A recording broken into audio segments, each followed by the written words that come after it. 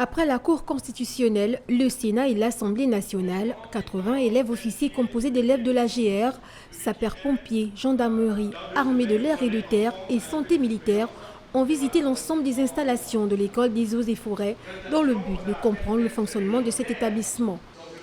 Alors, cette visite rentre dans le cadre de l'école de gendarmerie, dans le cours officier, dans leur programme de visite des institutions. Donc, dans ce cadre-là, ils devaient visiter l'école nationale des forêts et on a programmé cette visite en deux phases.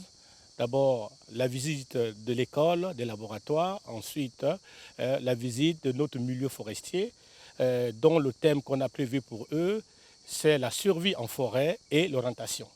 Animés de curiosité, les apprenants ont découvert en forêt les activités pratiques de certaines filières de formation et quelques techniques de survie en milieu naturel.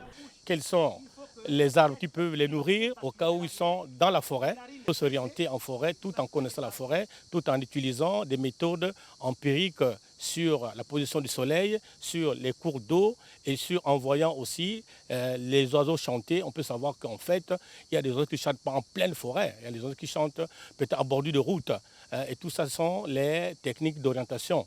Et aussi, on peut s'orienter à partir de l'étoile du Nord, à partir du soleil, à partir des étoiles.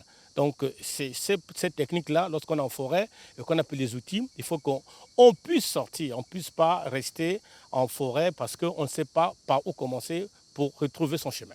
L'École nationale des eaux et forêts fêtera dans quelques mois ses 70 ans d'existence.